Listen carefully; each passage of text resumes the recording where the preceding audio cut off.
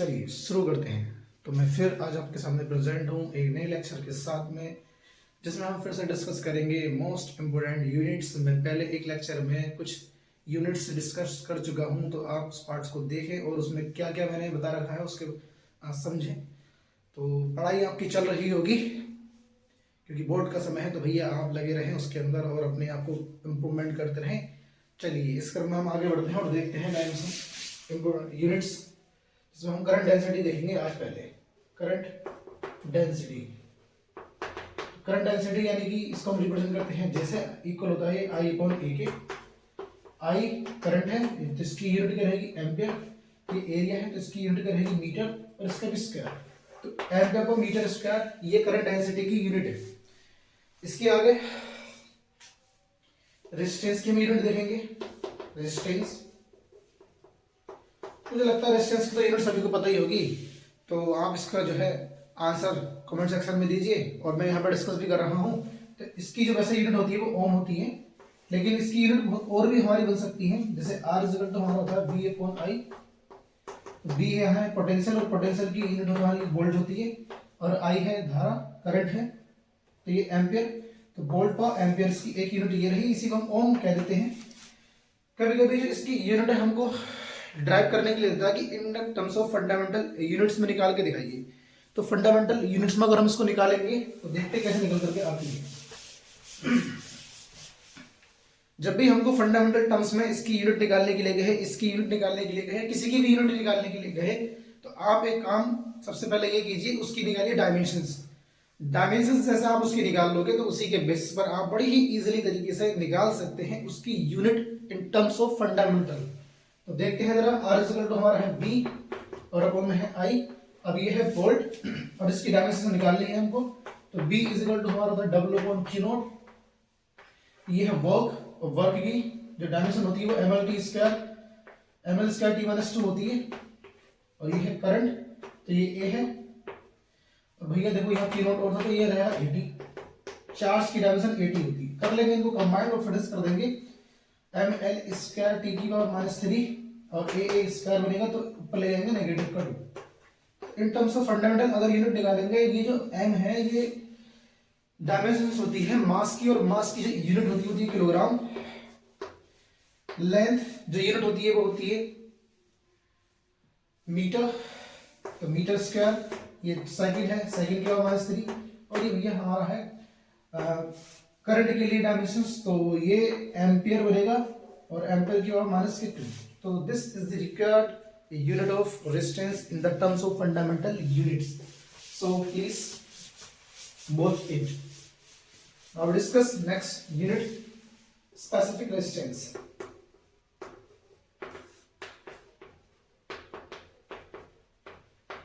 Specific resistance को हम represent करते हैं रो से, आर ए अपॉन में एल के इक्वल होता है। तो हम जानते हैं आर यानी कि रेजिस्टेंस है, रेजिस्टेंस की यूनिट हमारी होती है ओम। ये एरिया है मीटर स्क्वायर, ये लेंथ है तो मीटर, एक ये कैंसिल इससे तो यहाँ आएगा ओम और ये आएगा मीटर। देखो रो की तो यूनिट बनी हमारी ओम मीटर, लेकिन फिर वही बात कि हमसे ये पूछ सकता है इसकी unit in the terms of fundamental unit. तो फिर से करते हैं इसको डिस्कस फंडामेंटल यूनिट के टर्म्स में।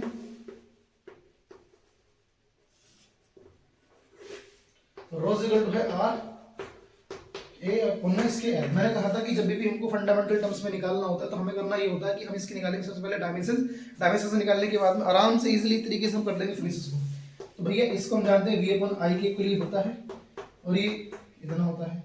और अभी मैंने बताया था V equal to W upon Q naught, तो यहाँ से इसको रख देंगे W upon Q naught into I A upon में कितना एल, सबकी डायमेंशन लगा देंगे ऐसे। ये है M L square T minus 2 इसकी डायमेंशन रहेगी, चार्ज की डायमेंशन 80, करंट की डायमेंशन ए, एरिया की डायमेंशन एल स्क्वायर, लेंथ की डायमेंशन एल।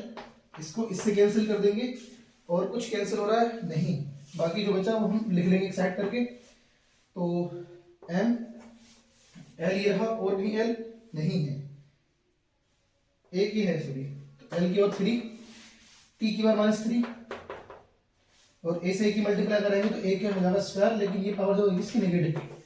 तो ये जो डायमेंशन निकल करके आई है इसके ही बेसिस पर हम इसकी निकालेंगे फंडामेंटल यूनिट। तो 1 kilogram metre power 3 second power -3 ampere और पावर -2।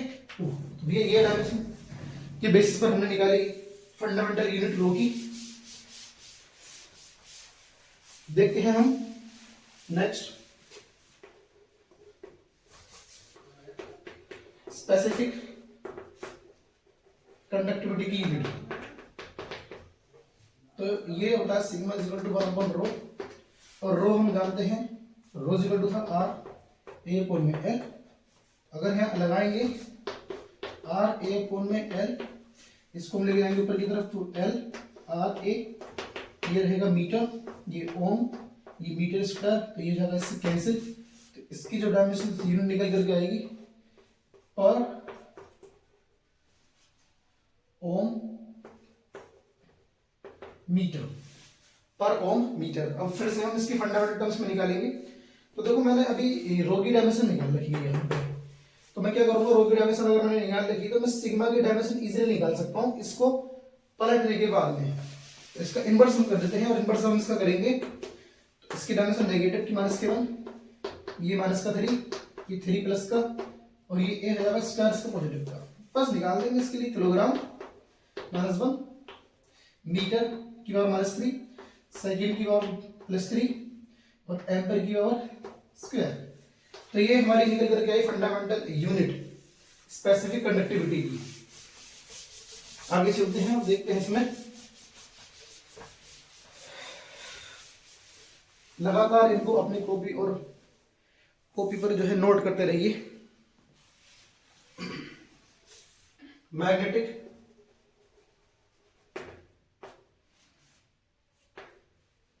फील्ड यानी कि बी, और बी की हमें निकालनी है यूनिट। तो एक फॉर्मूला जो है F = I/V/L sin थीटा, हम इसका कर लेंगे यूज। तो B = है F कोण में IL sin थीटा हो जाएगा। ये IL sin थीटा को ले आएंगे। sin थीटा यानी कि एंगल की कोई भी यूनिट नहीं होती है, तो इसलिए इसको हम कर देंगे रिमूव। तो भैया हमारे लिए रहेगा फोर्स, करंट और लेंथ। ये है न्यूटन, इसकी डायमेंशन होती है एम्पियर, सॉरी यूनिट, और ये है मीटर, लेंथ की यूनिट मीटर। तो न्यूटन पर मीटर डैश एम्पियर। इसी को हम एक नाम और देते हैं टेस्ला, इसी को हम एक नाम और देते हैं गोश। ये सब इसकी यूनिट है। ये ऐसा यूनिट है, ये भी ऐसा यूनिट है, बट ये CGS यूनिट है। और जो बन गोश होता है वो इक्वल होता है 10⁻⁴ ऐसे लाके।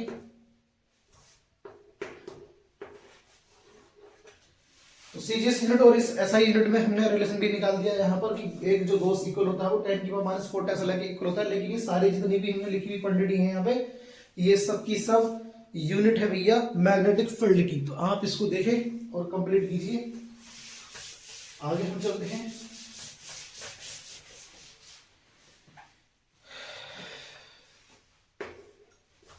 मैग्नेटिक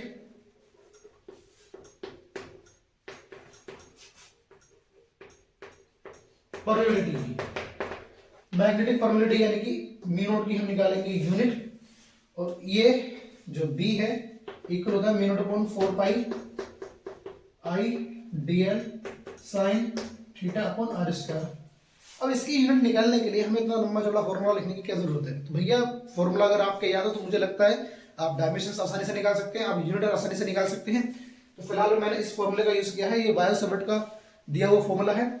देखो यहाँ रहा μ0, इसकी निकालनी हमको यूनिट, और ये रहा 4 π। 4 π कांस्टेंट क्वांटिटी है, और कोई भी कांस्टेंट क्वांटिटी होती है तो उसकी कोई डायमेंशन नहीं होती, इसलिए इसको हम भी कर देंगे रिमूव। तो μ0 हम ले जाएंगे एक साइड, तो B के पास में जाएगा हमारा r², साथ में दोनों क्वांटिटी यानी कि I और dl। साइन थीटा की यूनिट नहीं होने वाली बताया था मैंने। अब B है, B को अभी हमने बताया था कि जो इसकी यूनिट होती है वो होती है न्यूटन पर मीटर एम्पियर। न्यूटन पर मीटर एम्पियर सर कैसे? अरे भैया अभी मैंने बताया था कि F इक्वल होता है I/VL, और यहाँ से B इक्वल होगा F/IL यानी कि न्यूटन ये एम्पियर और ये मीटर, ये आगे पीछे कोई दिक्कत नहीं इसमें। तो अब यहाँ से ये तो हमने इसकी यूनिट लगा ली, अब इसकी यूनिट और लगाएंगे हम। तो ये डिस्टेंस है और डिस्टेंस की यूनिट होती है मीटर, पावर इसकी 2 है तो इसकी पावर भी 2 आ चुकी है। अब कौन में इसके ये आई और डीएल है, आई मतलब करंट तो इसकी यूनिट कितनी रहेगी एम्पियर, और डीएल मतलब डिस्टेंस इसकी यूनिट कितनी रहेगी मीटर। अब देखो ये और ये और ये हो गए कैंसिल, ऊपर की तरफ न्यूटन बचा, एम्पियर एम्पियर, तो एम्पियर की जब मल्टीप्लाई करेंगे तो एम्पियर हो जाएगा स्क्वायर, तो न्यूटन पर एम्पियर स्क्वायर ये रही इसकी यूनिट जो है मैग्नेटिक परमेबिलिटी। तो देखिए इसको करिए कंप्लीट।